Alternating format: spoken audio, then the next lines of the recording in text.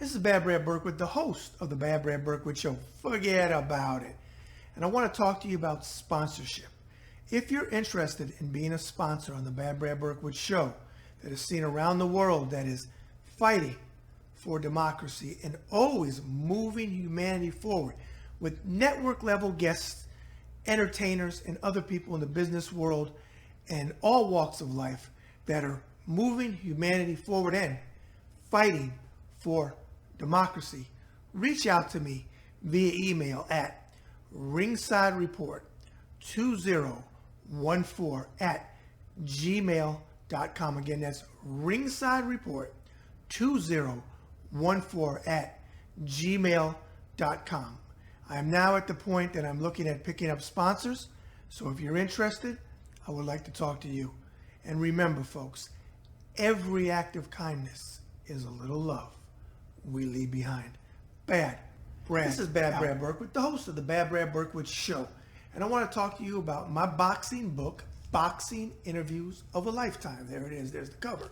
Now, if you didn't know, I started out in the boxing business over a quarter century ago doing interviews, which led to my induction into the Florida Boxing Hall of Fame in June of 2021, which is this ring that you see me wear on my show all the time. So if you enjoy interviews with boxers and celebrities and other people around the boxing world talking about my favorite sport of all time, boxing, pick up my book, Boxing Interviews of a Lifetime. Now, if you want it, you can go to authorhouse.com. Again, it's authorhouse.com. And if you'd like to pick it up as a gift or you'd like to get it personally inscribed for yourself or somebody else, reach out to me. We can arrange that as well. Remember, authorhouse.com. The title is Boxing Interviews of a Lifetime. And remember, folks, boxing is the greatest sport of all time. Okay, that's my opinion. Forget about it.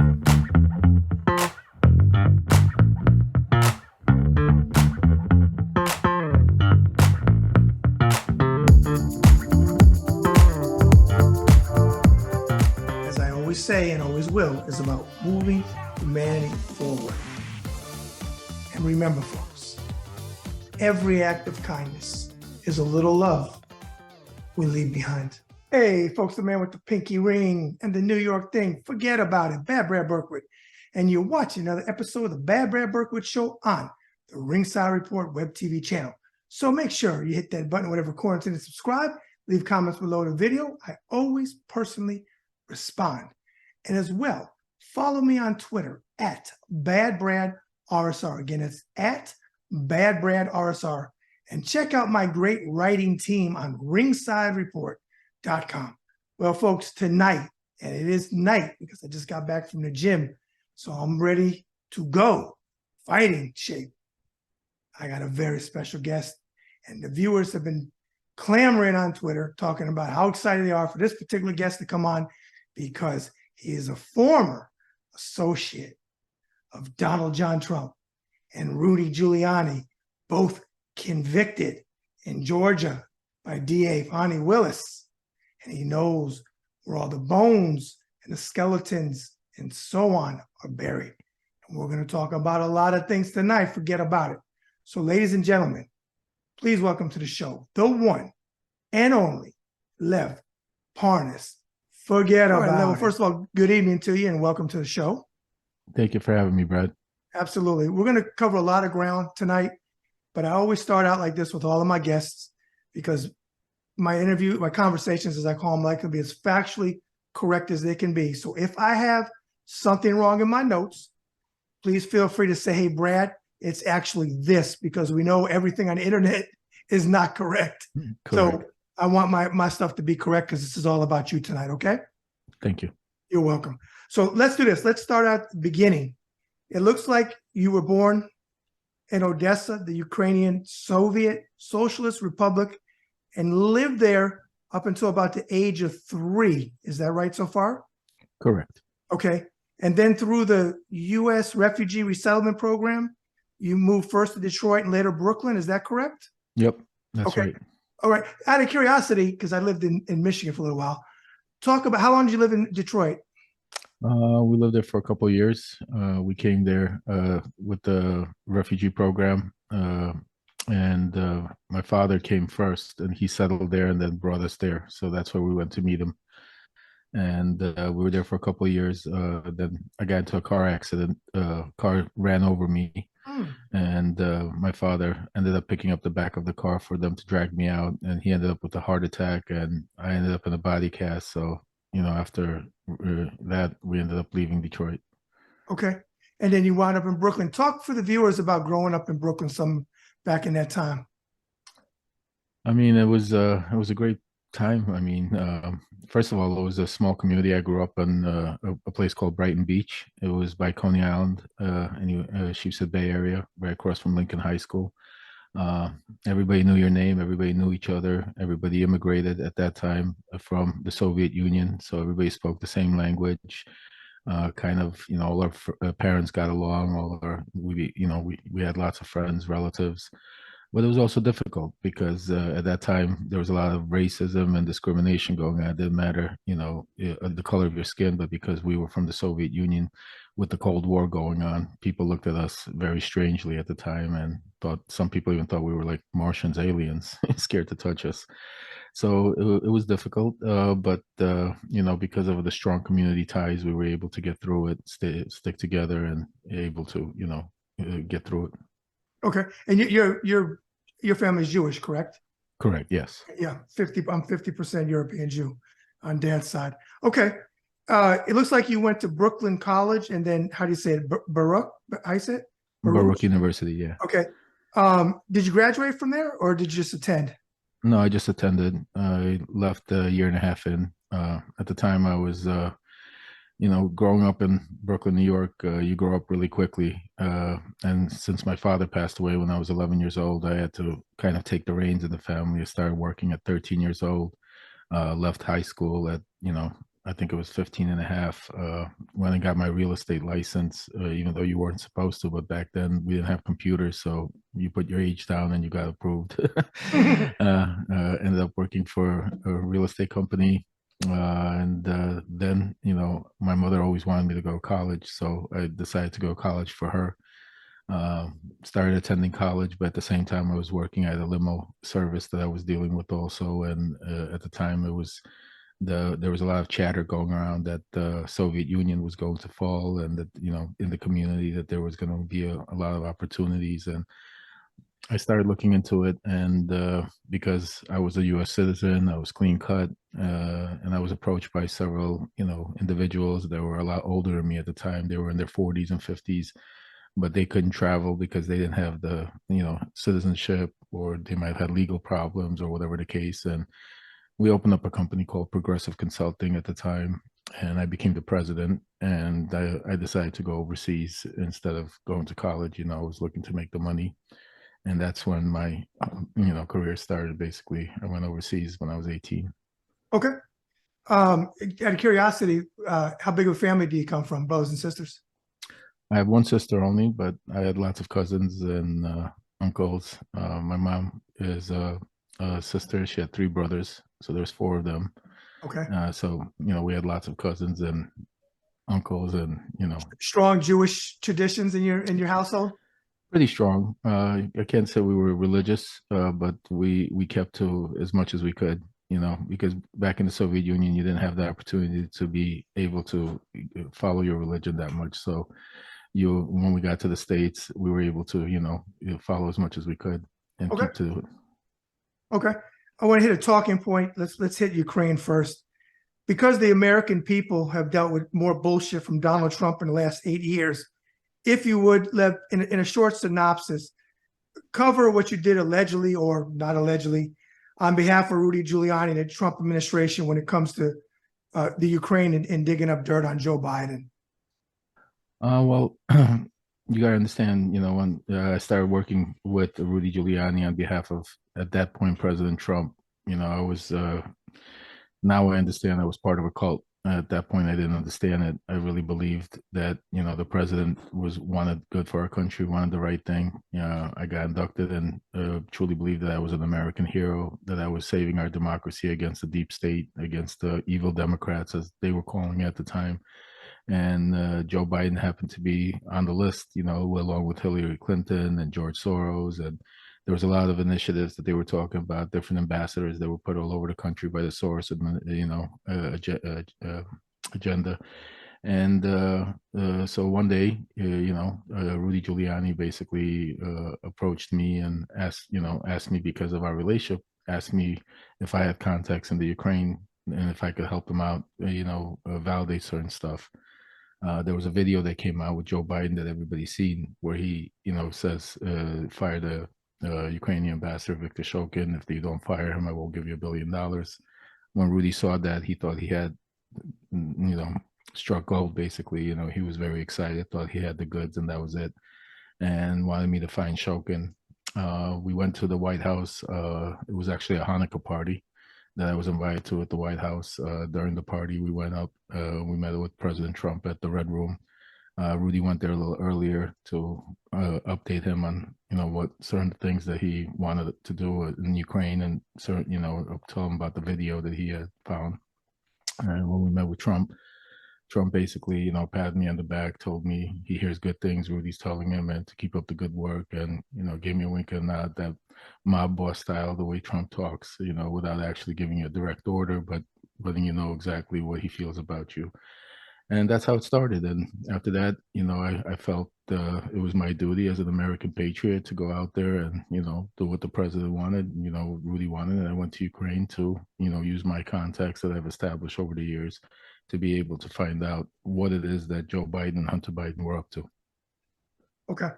And it's laughable because I saw researching you, the information, whatever Trump says, it tells you what he is. He projects constantly. He didn't know who you were, which I know you laughed at that comment. He never knows then 20 pictures with a so-called woman or associate or this one. It's always he doesn't know them. And then all the evidence comes forward. But there's been so many news thing, or not news, but things thrown out that you forget 20 things ago, because that was only 20 minutes ago with Trump. So I'm sure you laughed when he said that, right? Oh yeah, well, at first, I didn't laugh. I was very hurt and upset. When I found out I was actually in a jail cell in isolation. I heard from different inmates and actually correction officers making fun of me, saying that Trump didn't know me. And so at first it was a little bit awkward. I couldn't understand what the hell was going on. But when I had time to reflect, when I got out, when I was able to serve time and understand exactly what Trump's MO, and watching him, it was the same exact thing. It didn't matter who you were. As soon as some news that wasn't favorable towards him came out, he distanced himself right away. Yeah. And his first MO was, oh, I don't know the guy, or I might have had a picture taken with him. I take thousands of pictures, and stuff like that. So it's the same, actually. If you take a look at, he did that. He even did that with, Gordon Sutherland, the ambassador to the United Nations. They gave him $1 million donation. One day he comes out and says he's the greatest guy, and then the next day when he found out he's testifying in the an impeachment trial, he all of a sudden comes out and says, "Oh, I might have seen the guy once or twice. I don't really know." So yeah, most standard MO from. Let me ask you this: is there one question about the Ukraine stuff that you've never been asked by anybody? Because I know you've done a lot of shows, mainstream shows. Is there one question that hasn't been asked that you wish that it was asked? And if there is, what's the answer to that question? That's a good one. Basically, I've been asked a lot of different questions. Right. Plus, I wrote a very long 10-page letter to Congress that was Jamie Raskin put into the evidence in the Oversight Committee. No, I'd have to think about it. I don't know offhand, but I think pretty much the bottom line was, it was Joe Biden. Was he doing something illegal at the time? Was Hunter Biden doing something illegal at the time? And I could say that as hard as we tried to find it, and believe me, we tried very hard. We dug under every rock, went and spoken to almost every single individual. We promised different tapes and information, but at the end of the day, it was a bunch of conspiracy theories. It was a bunch of promises, but we never got actual facts or evidence to show that neither Biden, Hunter, or Joe did anything wrong. On the contrary, actually, both presidents, Poroshenko and Zelensky, denied to do an investigation because they said there was no criminal activities going on. And also, even the past prosecutor that got fired, he himself said that there was no criminal activity, that he's more upset and pissed off that he didn't get the chance to look into it because he believes that if he did look into it, that he would have found something, but he has no facts of anything happening. And then the prosecutor after him, the general prosecutor Yuri Lutsenko, he, as much as he wanted to help out Trump and Giuliani and be part of it, he declined to open up an investigation because there was no criminal activity. He said, if you want to, you could prosecute him in the United States if you think he broke some laws. Why do you need the Ukrainians to do it? And that's one of the things that was, always weird to me, especially when you follow the mega base and his cult, and they're screaming, well, Trump did, it was a perfect phone call. He did nothing wrong.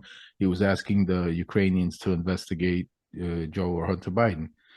I mean, if you really think about it, I mean, why would he want, the Ukrainians to investigate a U.S. citizen? First of all, in the same breath, they all say that the Ukrainians are corrupt.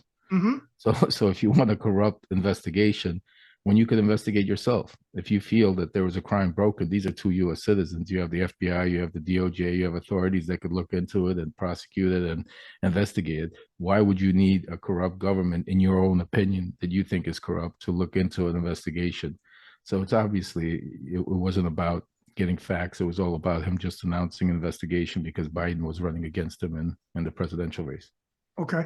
And to your point, they can't make up their mind in mad call. Is he Sleepy Joe or is he Crime Syndicate Joe? Because you can't be sleepy and be John Gotti. It doesn't work like that. But right. That every day he's falling down and he's senile. But then the next day he's the head of a crime syndicate. Make up your mind. Which one is it?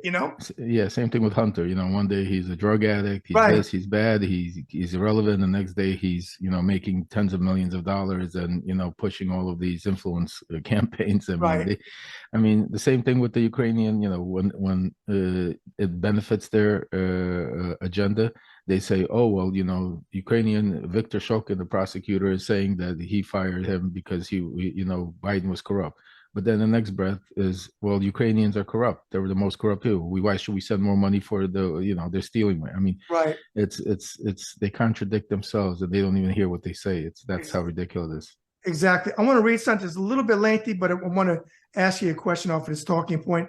But I want to give my viewers context on it because it's something very strong to me. Donald Trump, the MAGA cult, and traitors in the Republican Party demonize President Biden daily as a human being. And one question I wish the interviewers, when Fox did it and any future debates, would ask the Republican nominees running for president is, policies aside, do you think Joe Biden is a decent human being? And I want to bring up something about that. On October 10th, 2008, Senator McCain, who was a Republican candidate, I know you know this, Lev, for the presidency, running against a Democratic candidate at the time, Barack Obama, at a campaign event, had a lady stand up when she said, and I quote, "I want to ask you a question." She said, "I can't trust Obama. I have read about him, and he's not," she paused, and then she said, "he's an Arab." Senator McCain shook his head and said, "No." And she said, "He is not," as a question to him. He took the mic back from her and then proceeded to say, "No, ma'am. No, ma'am. He's a decent family man and a citizen that I have disagreements with on fundamental issues. And that's what this campaign is all about. He's not. Thank you." One more thing I will add before I ask you a question off this talking point. As a man who served this country, that's me, for 20 years and 28 days during War and Peace, when Donald Trump attacked John McCain and called him not a war hero because he likes his war heroes not captured, I'll add, he can then go fuck himself, now go fuck himself, and forever go fuck himself, because he took 5, as you know, Lev, 5 deferments. And I don't care that he took the deferments, because a lot of rich kids did that during Vietnam, but he lies about it. That's the thing I can't stand. But what I want to ask you about, as of this conversation tonight, how do you feel as an American citizen Joe Biden is, not policies, whether you agree with him or not, as a human being? Where do you stand? I think he's a great individual. I mean, he's a family man, loves his kids, loves his family, loves the country. Nobody's perfect. I might not agree with all his policies. You might not agree with anybody's policies. I mean, that's what makes America so great. But as a human being, as an individual, he's always stood up for the country, never degraded the country, never tried to divide the country, always tried to unite the country, always tried to do good for the country. And again, like I said, I mean, somebody that loves his kids the way he loves his kids, and you could see it in the pain and the suffering that caused him with, when his son Bo died, and even with the way he supports his son Hunter. I mean, if this was going on with Junior, Trump would have disowned him a long time Exactly. ago and threw them to the He wolves. told me it wasn't his father. He said, "Show me the Exactly. DNA test." Attorney. Exactly. Serious. Exactly. Yeah. No, I mean, absolutely. So, I mean, he's a decent, good man that served. Listen, he served for 50 years. He served this country in the Senate, in the, Congress, Senate, president, vice president. I mean, he's given his life up to be able to be serve his constituents, and So, I mean, from what I know, he's a good, decent man. Okay. I want to read something, and then we'll talk about the other side. It has been reported that. Wait a second, where are we at? Okay. Wait a second. Okay. I got ahead of myself here. What were you exactly charged with, Lev? Well, originally they were going to charge me with espionage. That's what they arrested me on. They're trying to say that I was working for the Russians and infiltrated the Trump campaign and was funneling foreign money into the Trump campaign. But then they dropped those charges and superseded me with basically campaign finance and a wire fraud charge. Okay. And what was your sentence? My sentence was 20 months. Okay. And obviously you're out, but you're on probation now? No, I have a week left on home confinement right now. I served 4.5 months in Otisville Penitentiary. I got out on the CARES Act due to COVID restrictions, and I've been serving the rest of my time on home confinement, which should be up September 11th. Okay. Being in Otis for even 4.5 months, if Trump goes to prison, is he going to last 3 days? No, I mean, he won't. I mean, day one, he would have a heart attack. I mean, people don't understand what it's like going to prison and getting your rights taken away. And especially, I mean, listen, Trump's not going to go to prison like the regular guys go to prison. He's not going to be in general population. He's not going to be around all these different criminals. He's probably going to have a wing to himself and Secret Service around him. And, but still, the isolation, the not being able to eat what you want to eat, not being able to sleep how you want to sleep, not being able to enjoy the freedom of being around your family, friends, and loved ones, picking up that phone whenever you want, watching TV it's just the little things in life that, we take for granted. Being able to go outside and get some fresh air. I mean, those are things that are taken away from you. And especially for a guy like Trump that's used to living the lavish lifestyle. I mean, he would have an extremely terrible time. Okay. I want to read something and then we'll talk about another side. It had been reported that you were initially pleased, I believe, when you were in prison, locked up, to have Trump's former advisor, John M. Dowd, represent you, and you believe that it demonstrated that you had the president's support. However, it became clear your interests were not in mind when Dowd visited you in prison. You claimed that Dowd basically started talking to you like a drill sergeant and giving you orders like, be a good boy, like, is that correct so far? Yeah, I mean, and it was a little different. What happened was when the impeachment inquiry, when the whistleblower came out and we were named, me and my co-partner at the time, Igor Fruman, we were named as Giuliani's people on the ground. And we were then asked to come and testify in front of Congress. Giuliani called me and said that they're basically rallying the wagon, circling the wagons, and that they would get me a lawyer. He told me John Dowd would represent me. John Dowd called me and told me I can't do that yet. I need to speak to Trump first because he represented Trump also, and there was not to have a conflict of interest. Called me back 10 minutes later and said that Jay Sekulow sent him a letter from Trump that Trump wanted him to represent me. So basically he started representing me. Also added Kevin Downing, who represented Paul Manafort previously. So that became our team. Then when I was in Alexandria, Virginia, I was there for a couple of weeks awaiting to try to get bail. I started realizing that something was wrong. Things were happening that just didn't look right. There was the cavalry wasn't coming. Rudy wasn't coming. I wasn't able to get phone calls. I was being treated in very harsh conditions. And then one day, actually, what transpired is I was in isolation. I wasn't even allowed like a piece of paper or a pen. No mail, no phones, no nothing. But then all of a sudden, one day, all of a sudden, I get a postcard slipped underneath my door, just like in you. If I didn't live through it, I would never believe it. I pick up the postcard, and it's from the White House, Rudy Giuliani, sending me a message basically to keep quiet. Um, I snuck the postcard out actually through my attorney. And then when I came to, they came to me one day and they said, your lawyers are here to see you. And I came out, and at that point, I already heard that Trump was saying that he didn't know who I was and what was, so I didn't know what was going on. And it was John Dowd and Kevin Downing. John Dowd was sitting at the little table. Downing was standing next to him, and I came in there all shackled, like you see in those movies, from wrist to waist shackles, arm shackles, I mean, like like somebody like a Thought you're mass Hannibal murder. Lecter. Yeah, I mean, it was just I couldn't understand what the hell was going on.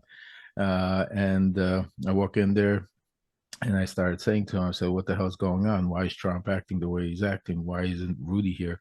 And all of a sudden, John Dowd slammed his hand on the table, and like a drill sergeant started telling me, like, you be a good boy or man or whatever, something to that effect. Like, shut the hell up. He's the president. He could do whatever he wants, and you're going to fall in line and do what he says.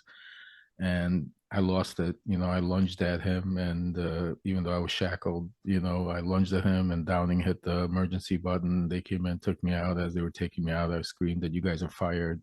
I never want to see you again. And basically, for the next 2-3 days, I was in solitary confinement with no attorneys whatsoever, not being able to discuss even my bail.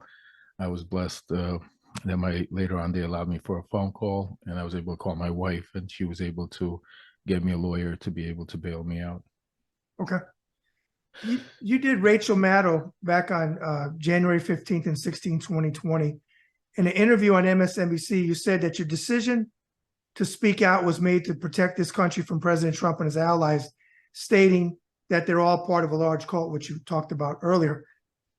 I want to be devil's advocate here, Lev, and I understand it's a cult, but I want to ask you, with all the evil shit Trump did to our country before this confession of Rachel on January 15th and 16th, 2020, you didn't think he was destroying the country with the kids in the cages and all that stuff? I know it was a cult, and I understand you were in a cult, but being a devil's advocate, because somebody would say, well, but Lev, okay, you saw the light, but there was a lot of light with Trump. I'm sure, I know hindsight is 2020, but before that time, how were you able to rationalize the stuff that he was doing? It's not hindsight. I mean, people, unless you've ever been part of a cult, unless you've ever been a drug addict, unless you've been somebody that has no control of his mind at a certain point because of one of those situations, it's hard to understand. It's very easily to, to turn around and say, and I used to be one of those people. I used to watch cult movies and say, how could these people, follow Jim Jones and drink the Kool-Aid and think of these things? But when you're in a cult, you don't see the other side. You don't have any reference to any other information. You don't see any you only see, you have blinders on. It's like a horse running a race, and they put those blinders on so he can't look left or right. He could only look forward. That's basically what you're all about. And there were moments in the Trump when I was around him that I can't say that I was doubting myself, but because of my family, because I was going through a lot of arguments with my son Aaron and my wife and my kids, because I'd come home for dinner. I'd be traveling almost every day and spending most of the time in Washington, D.C., so I'd hardly see them. But whenever I'd get home for those couple of days, I'd start telling them, preaching to them about how great Trump is and how great his, everything that's happening and how we're going to save the country. And they would look at me and they say, hey, Dad, that's not you. My wife would say, like, you're the guy that grew up, hating bullies and, protecting the little guy. And now, you're becoming just like that. You're angry, you're screaming, you're becoming a bully. You won't let somebody give their opinion.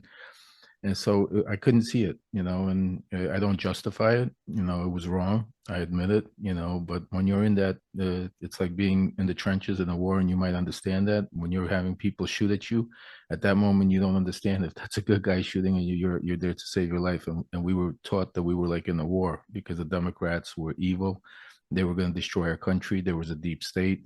They were going to, and we needed to win this to save the country. So I truly believed I was going to get the Medal of Honor, and I was doing great things instead of bad things. Okay. I want to read something that we'll talk about on the side to ask you a question. As I said earlier in our conversation, we both have Jewish blood in us. On my side, as I mentioned, I'm 50% European Jewish, is my dad. I want to ask you, as a fellow Jewish man, on August 11th and 12th, 2017 in Charlottesville, Virginia, you had the Unite the Right rally where Nazi Confederate scumbags who marched with Nazi flags and yelled, "Jews will not replace us, blood and soil," and screamed the word kikes.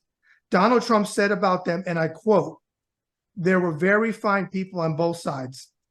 No, fine people don't support Confederate statues of people from the Civil War who wanted to keep slavery as well, which I'm sure you know, Lev. His daughter Ivanka converted in July 2009 to Orthodox Judaism after studying with Eli Weinstock from the modern Orthodox, I think I say it, Ramaz school. She took the Hebrew name, I always say it wrong, Yael or something like that, Y-A-E-L. Yeah. Her kids, who of course are Donald Trump's grandkids, are Jewish. This talking point shows to me just how much he cares about Jews. But I know some still adore him because on December 6, 2017, Trump kept his promise announcing that the United States would be recognizing Jerusalem as the capital of Israel and officially opening up the embassy there. For me personally, that doesn't make Trump not an anti-Semite. But I want to ask you, as a fellow Jewish man, Jewish people that you know now that still support Trump, is it the embassy alone? I mean, what is it? Because he doesn't care about Jewish people. It's obvious. It's crazy. I mean, I can't explain the reason they support him, but you know, obviously the embassy has a lot to do with it. But the whole thing, it wasn't even his agenda. It was Kushner that was pushing that whole thing. You know, if it was up to Trump, he would have never probably even done that or dealt with that. It was Jared Kushner that was pushing that whole embassy to move the embassy. I don't have a good answer for you that, you know, because it's mind-boggling to see how there's a lot of Jewish people that support him. They support even, you know, like guys like Ron DeSantis that, you know, only does it for the money, only does it to milk them for their money, and makes promises that doesn't keep. But at the end of the day, Donald Trump especially, I mean, he does not care about the Jewish race, the Jewish people. I mean, he doesn't care about any race. He only cares about. That's the whole thing. It's not just Jews. He doesn't care about blacks, everybody, Spanish. Yeah. I mean, the only person he cares about is himself. He's a narcissistical, egotistical. I mean, a monster. I mean, so there's nobody he cares about. So it's hard to, you know, say anything about it. But unfortunately, you see certain black people support him, certain Jews support him, certain, you know, you got the Cubans that I saw Arabs for Trump the other day. I'm like, yeah, I mean, right, okay, yeah. You know, it's real. A lot of these people, I think, are in it. They love the fight.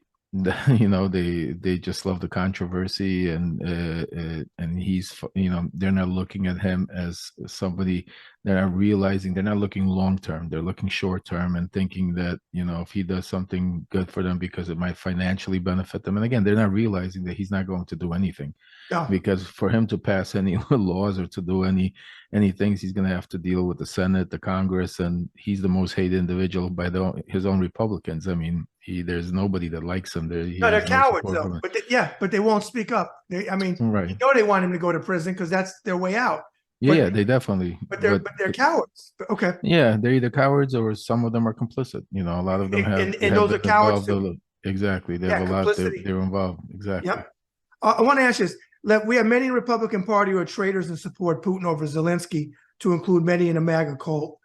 What do you say to people with your background, to them when they say we shouldn't help Ukraine anymore? I mean, I literally want to cry. I mean, it's to think about, Brad, that, you know, we're sitting here in 2023 and the American people could be supporting a dictator, authoritarian, criminal, murderous thug like Vladimir Putin, I still can't believe it. I mean, especially over a sovereign country that's up there, that's trying to fight for their lives for democracy. I mean, America always stood for democracy. America stood for the little guy. America stood for freedom. And now you got a lot of these people, trying to support Vladimir Putin only because it benefits Donald Trump. Yeah. Because Donald Trump is out there praising him, talking about how smart he is, how ingenious he is, how great he is, talking about and that's just sick. I mean, I can't. That's why I call it a cult, because no normal American, no normal individual No. would ever support an No. authoritarian thug. It's like supporting Hitler. Would you support Hitler? Exactly. The only people that supported Hitler that were in the cult, that was brainwashed, and they went and did, and that's what's going on right now. I mean, it's something that we've never seen in our country before. Yeah, and I tell the hard left progressives that every Republican ever to them is bad, but I always say, look, I'm fair, whether it's Democrat, Republican, whatever. I call balls and strikes. No Republicans back in the day, whether you liked Reagan or not, Papa Bush, even his son, Jack Kemp, Bob Dole, none of those guys would ever come out of their mouth and say Putin was a good guy. They never would. Never. Absolutely not. Never. I mean, this Republican Party is just, it's insanity. And I also don't feel that the Republican Party, whether we could disagree on policies night and day, would allow a Marjorie Taylor Greene or a Lauren Boebert or Matt Gaetz. That's just vile insane. Bullshit people. They would run them out of the party. That's the whole thing. I mean, and prior to, I wanted to mention, because you're right, it's not all Republicans. There are good, decent Republicans in there that are supporting Ukraine, that are supporting, that are against Trump. We're talking about the mega cultist idiots that, like the Marjorie Greenes, like the Boeberts, the Kevin McCarthy's, the Matt Gaetz, Jim Jordan. Exactly, Jim Jordan. I mean, Comart, and we could go on and on. I mean, those are the lunatics. I mean, take for an instance, I mean, how do you justify this? So when Viktor Shokin was fired in Ukraine, there were two Republicans that signed on to get him fired. One of them was Senator Ron Johnson from Wisconsin that signed the letter, and now he's leading the charge, saying that he shouldn't have got fired. That he was I mean, what kind of bullshit is that? It just shows you the lying, and that's what pisses me off. That they have no accountability. Yeah, Trump. Yeah, he got indicted. He's probably going to go to prison. But what about all of these congressmen and senators that are out there on television lying through their teeth to the public, knowing they're lying, knowing they don't have facts, using it to be able to disrupt, destruct, and to be able to confuse the American public? How come they don't have any accountability? And that's what the problem is. Yeah, I mean, Carrie Lake is nothing but Trump with a skirt on, with a dress on. She's exactly like him with her bullshit with this. She lost the election. She lost. But okay, on a Michigan scale, Michigan, I say Michigan. I know this right. Michigan, right? I always say Michigan, but we get right. On a scale of 1 to 10, where do you think Trump is after the 4 indictments? As far as what? Where is he? Meaning? Where is he on that scale? I know it's not Michigan, it's Michigan, but where do you think he is? Crazy, because his tweets, or whatever you call them, truths. Oh no, he's insane. Yeah, I think he's on a 25 or 50. 25. I mean, Okay. It's off the charts. And I mentioned it to several people we were talking about. They were saying, well, what's, Trump, what's going on in his brain? I said, you know what? I wouldn't be surprised if, instead of going to prison, he ends up in a Looney Tunes, in a mental hospital, because I mean, he, with all the things that are going on, he might lose it just one day. One day you just might see him lose it and do some, just go off the rails and do. I think he's going to lose it in the courtroom. I think he's going to lose it. Oh yeah. He might lose it before the courtroom. Yeah, I think I think there's things that are about to happen. I mean, he has some civil trials that are coming up right now. Letitia James. Letitia James, thank you, from New York. She just came out, said that he's been lying and all this time, inflating his profit, his value of over $2 billion. He has, and I think what's going to be interesting is this court case that some of these people that like Sidney Powell and Cheeseborough, they're going to have the quick court case coming up in October. I think once he starts seeing, a lot of his supporters are saying, oh, well, he's going to be able to see the evidence is going to help him. I don't think that's going to help him. I think he's going to see the evidence and he's going to realize his goose is cooked, and see once they get sentenced to prison, he's going to know his time is coming. Okay. I got to ask you, it wasn't a question, but I got to ask because you probably were around him. He blocked me the other day because I went after him. I'm so fucking sick and tired of him. Roger Stone. He's a scumbag. And I'm not gonna mock him if he has this, but does he have Tourette's? Because I watch videos when he gets mad and he makes these like he contorts his face. What's wrong? Besides he's a scumbag, I know that, but what is up with Roger? Is he just the personification of evil? Yeah, man. There's just, I've never been close with him. I've been around him. I've seen him in the hotel plenty of times. I've seen him, but I just stayed away from him. I mean, it was just, uh, you could tell that. I mean, there's just something wrong with him. The way he talks, the way he moves, the way he acts. I mean, it's just like you could tell. It's just evil. And he's an attention whore. He's an attention whore. Oh yeah, yeah. The way he dresses, the way he, does things. Yeah, no. And the crazy part is back then, before all of this started coming out, Roger Stone was everybody tried to isolate him. They wouldn't let him near. Everybody understood he was. Even Matt Gaetz. I mean, Matt Gaetz wasn't allowed in a lot of events in America First events because they were talking about that he was hitting on donors and getting drunk and doing crazy stuff, and he only rose to power because he jumped on Trump's bandwagon when everybody else jumped off. And once everybody left, the only people left is Matt Gaetz, Marjorie Green. You got Laura Loomer running around. Oh, she did a nut job. I call her lunatic lunar. And she's Jewish. Yeah. She's a Jewish girl. Yeah. I'm like, you really? You acted? You don't have more sense than this? Your parents are proud of this? I mean, talk about a scale of 1 to 10 for her. Yeah. If you were in a room alone with Rudy Giuliani, what would you say to him? I mean, I'd look him in the face and say, "You're a real piece of shit." I mean, this guy was. Me and him were together every day. I looked after him. Every time he would get drunk, I made sure he wouldn't butt dial. I would make sure he got to his room okay with his security. I, covered up for his affairs. I really thought that, that he was really somebody that cared about me, that loved me, he was godfather to my 4-year-old. I mean, he held him at the bris, at my bris. We had put the yarmulke on, the whole thing. And then when I got arrested, the things that he did, just appalling. It just showed the true colors. And then obviously watching to see how he's transformed even after that is just mind-boggling to see that how low he's gotten and to what extremes he's went. I knew it was bad then, but it's gotten worse and worse. So okay, yeah, I would just look him in the eye and say he's a real piece of shit. They all scream for loyalty, loyalty, loyalty. Loyalty goes one way with all of them. Just it doesn't go back, and that's why I tell a lot of people, you support him because you scream he's loyal. Who's he been loyal to? Show me one person that he's been loyal to. He won't even let you on the steps of Mar-a-Lago. He would never. Do you understand why he always holds his rallies at these little dirt roads and these holding? You're talking about Trump now. You're talking about Trump. Yeah, right. Yeah. He never. He never. I mean, he has Badminster. He has He has some beautiful places where he could hold big. I say the same thing. He doesn't want them in there. He doesn't. No, want and I say right, and I say to these people. I mean, these people at his rallies, I'm not trying to mock them, but the ones with 2 teeth, or they look like they haven't bathed since his first inauguration in 2017. And they go, I love me some Donald Trump. Like you said, if they were to show up in Mar-a-Lago, they wouldn't get nowhere near him. And if they did, he'd say that the delivery's around the backside. And if it was a person of color, it'd be around the backside. But you got the Candace Owens and all of these people.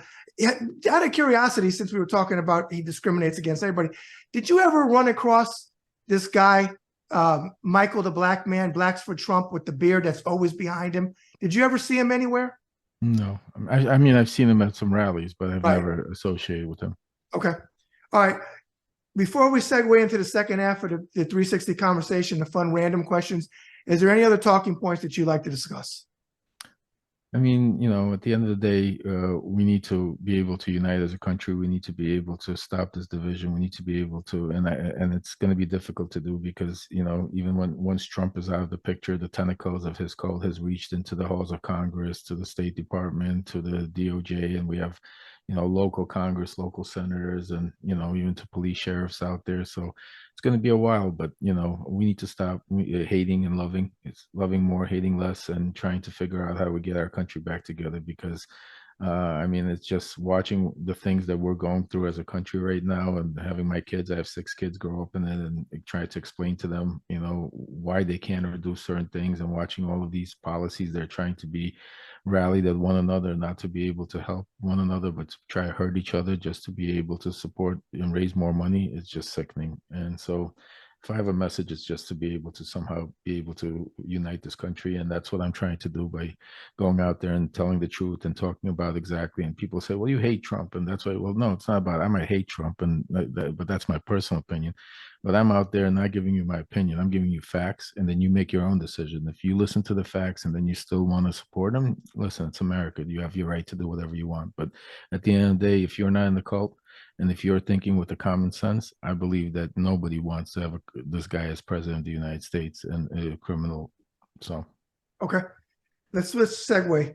What is your favorite genre type of movies? I like mob movies. Me too. Yeah, I like mob movies. One of the things me and Rudy got along with great was The The Godfather. Godfather. Yeah, we watched it so many times, and we could recite, so The Godfather, Gangster Chronicle, Scarface, Oh, all the of those. Gangster. You're going back now. You Oh talking about the yeah, TV show from the '80s? yeah, yeah. Michael I watched them. Nuri. Michael Nuri, the actor, was in. I think he Yeah, played Lucky Luciano, one of them. yeah. I used to watch it on TV. Okay. I mean, that was Um, part of I mean, I grew up in Brooklyn, so I grew up in that life, and right. kind of, so to me, it's always been, I love those movies. Okay. Is The Godfather your favorite movie, or is there something else? No, it's definitely The Godfather. Me too. Me too. Who was your favorite character in The Godfather? Michael. Okay. Do you have, it could be old or new, a favorite TV show?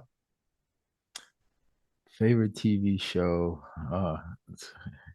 You know, growing up, you gotta think it's crazy. Growing up, we used to watch Dynasty. Oh yeah, give me the characters. I Yeah, love Dynasty. yeah, the characters, yeah, Joan because Collins. Joan Collins and Crystal Evans and Yep. John Forsythe, Linda Evans. Yeah. Linda Yep. Evans, yeah, Yep. Linda Evans. Yep. I'm sorry, yeah. Yep. So I mean, it was watching them and dreaming of that power and that becoming rich one day like that. Okay.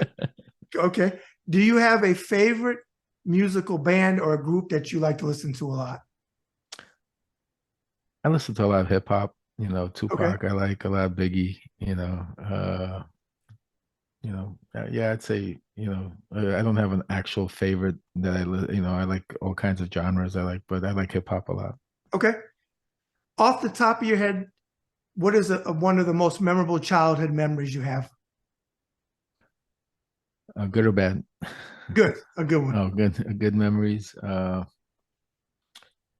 Childhood memories. It probably would be, when I was, I don't know, probably 9 years old or 10 years old, or where before my father passed away, where we were in New York and we had the whole family together, and it was a birthday party. I don't remember exactly for who, but it was just like such a great feeling because like all my cousins were there, my uncles and all the family friends. There was just so many of us, and it just felt so good and warming, especially after all the things we went through to get to New York, and the immigration, and then living in Detroit, and then getting there. It was kind of, one of those things that I remember that I still hold on to because, after that, my father passed away. Things were never the same. And, that's what I try to do with my family, try to keep them close, with that. Okay. What was your father's name? Aaron. Okay. You named your son after him. I named my son after him. Yeah. Okay. Well, may his soul rest in peace. Thank you for sharing that. Thank you. Do you have a favorite noise or sound you like to hear? Noise or sound?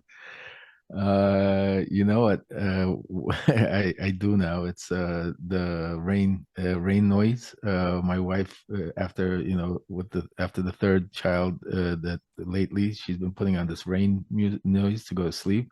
So now I can't sleep without it. So it's Okay. so it's that rain noise that I really like. Yeah. And for the viewers that are gonna be watching this, Lev has his little daughter. Is your daughter? Yeah. He has some young kids, so he's Yeah, I have a 1.5-year-old, a 4-year-old, a 10-year-old, a 16-year-old, a 20-year-old, 24-year-old. I have them all. You got a spread there. Now, Yeah. flip that, Lev. What is your least favorite noise or sound? I think sirens. That's a New York thing. Yeah, once you look in the mirror, you don't want to see those sirens going off. I hear you. Do you have a favorite food? Favorite food? Yeah, I'd say I mean, I'm a foodie. I like all kinds of food. But I really love sushi. Sushi Okay. is one of I'd put it on the top there. Okay, so from one Jew to another, who in your family made some good matzo ball soup from scratch? My mother, but my wife makes my wife's an incredible cook, but my mom made the best matzo ball soup. All right. Well, if I'm down your way, I want to invite because I want some good matzo ball. I'm in Yeah. Indiana, home of Mike Pence. They can't even say matzo ball out here. Oh no, definitely. Whenever you're down in Florida, you're my guest. But Okay, hopefully when I'm on my book tour, I'll be down in Indiana and I'll come see you. I'll come check you absolutely. out. We'll get together, and hopefully when I come your way, Ron DeSantis isn't the fucking governor no more. And it's Yeah, well, somebody. I yeah, lived there. I lived in Florida from '75 to '84 under two Democratic governors, Bob Graham and Reuben Askew. I loved living down there. I mean, this is yeah. crazy under DeSantis. Well, the good part is his term limits up. He Yeah, can't be so if he does it, he's probably going to run for senator. against Scott, you think? Yeah, I think so. Okay. Because What he's is going it? to lose the nomination, obviously, to Yeah. Trump. Oh, he should drop out, but his arrogance won't allow him. Lev, what's the first job on the books or off the books you ever had? I know you talked about real estate at 15. Was there anything before that, or was that your first Yep. one? No, my first job is I was working for a video store back then when they had VHS video Uh-huh. rentals. Not So Blockbuster. yeah, it was before Blockbuster actually. It Okay. was the mom and pop, yeah, Neptune Video when I was 13, Okay. 12 and a half, 13. And it could be you alone or you and the missus. What is your favorite vacation destination? Oof, vacation. That's a good one. We went to so many. I tell you, I really like Spain a lot. Barcelona. I Mhm. like Barcelona. I love the food over there. Okay. The tapas was just out of control. We had a great time there. So I put Barcelona on the top list. Yep, I'd say Barcelona for now. Okay. If you could meet one person from any time in history, dead or alive, any walk of life, who would you like to meet and what would you like to talk about or ask a question or whatever of that person you pick? Ooh, that's a good one. You got me on that one. Who would I like to meet if I could meet anybody? I mean, I have several that I'd like to meet. I think it would really be cool to meet Abraham Lincoln. I think I would love to have met him and just pick his brain on how he was able to, things that he thought about for our democracy and things that he thought about, at that time because he was living through such a crazy period of time and was able to maneuver around it and, just to get some pointers on that. I think that would be great. Okay. And when you said his name, asshole Trump had to talk about him. I did more for the blacks than Abraham Lincoln. Yeah, sure you did. Yeah, And exactly. then I'm the best, I'm the greatest president. How do you even compare yourself? I mean, like you said, that's his narcissism. That's his narcissism. Yeah. And the other thing, I mean, is Trump's the only. I mean, he was fact checked that he lied over 32,000 times. Yeah. I mean, Yeah. he just And pathetic lies. I mean, the guy lied on how much he weighs, 215. 215. Yeah. Yeah. He weighs 215, and you and I are 24 years old here. Exactly. I mean, it's insane. It's just insane. Okay. That's why he could never get understand because I mean it would just it would be. I understand, Lev. Did you see when he went to stand for E. Jean Carroll and they showed him a picture and he said, "Yeah, that's my wife, Marla." No, that's not your wife. That's E. That's E. Jean Carroll. You schmuck. And then when he says, "Well, good or bad, they've been doing it forever," I'm like, "Oh my God, you can't shut up." No, it's like he's and that's why it's like to watch people support him knowing that he's such a fucking idiot. It's like he's a bubbling fool. If you look at his rallies, he doesn't talk about anything except he's like he tries to be a comedian. He just gets up there, talks rhetoric and insults people and makes fun of people and everybody's like rah rah rah, yeah yeah yeah. But what is he planning on doing when he gets into office? I mean, who's he Exactly. going to make? He's going to make Matt Gates Attorney General. He's going to Yeah. make Cash, Bring back Cash Patel. I mean, like exactly right. Dinesh it's like D'Souza, 2,000 mules, that bullshit. yeah. He's I gonna mean, make just Mike Lindell Secretary of State. that's what I'm saying to you. I Yeah, mean, it's it's going to insane. be just it's crazy. With everything we talked about tonight, Lev, if you had to sum yourself up in a few thoughts as a human being, what would you say? Listen, I'd say that I'm not perfect. We all make mistakes. I've definitely made lots of mistakes in my life. But I thank God that I've been given a second chance in life. I've been blessed to have six incredible kids, an incredible wife, a family that loves me and supports me through thick and thin. I've been able to go through a lot of self healing and reflection and understand exactly on the mistakes that I made, and now I'm a person that's trying to do good, trying to better myself and better people around me. I'm looking at it from a standpoint that God does things for a certain reason, and obviously He had a plan for me, and I had to be at that place at that time and go through those experiences in life that I could maybe use them now to help others to get out of those experiences or to help them. And that's what I hope on, and I hope that people just understand and listen to what I have to say and understand, take it with the facts and not judge me for who I was or what I am, and give me an opportunity to show them who I am now and understand that. Okay. I usually ask the last question, but you kind of answered it earlier. So I'm going to say, when message for humanity was what you said earlier about bringing the country together. So anybody watching this knows I asked that question last. Go back a little bit in the conversation with Lev and I, and you'll hear what his message was, because that's the same thing for humanity. What I would like you to do now, Lev, is give the viewers all of your social media platforms. Yeah, you can follow me on Twitter at Lev Parnas, or on Instagram also at Lev Parnas, or on Threads at Lev Parnas. I have a website coming up. It's going to be Lev Remembers. It's in the process of being done right now. I have a book coming out that we should be releasing at the end of the month or beginning of next month. You'll be able to follow me and know when it's coming out. It's called Shadow Diplomacy, talking about a lot of the things that happened in the Trump administration, not just Ukraine, but lots of things about Venezuela that people don't know about, and other things, and people like, TV personalities, other congressmen, senators, and people around him that have slipped through the cracks, lobbyists, and so on, that, I'm not going to hold back and talk about. And also, if I do, have a request for anybody out there, I have a GoFundMe page that you could find it on my Twitter account. If you could help me out and follow me and support me, it's to help me get the book out, help me and my family get on our feet when I get out of home confinement, to be able to get the truth out, continue my movement, and be able to, because I'm dealing with a lot of people that have a lot of money that are against and don't want me to come out with all of this information and trying to block it. So any help I could get from all the viewers, I would really appreciate it. God bless you all.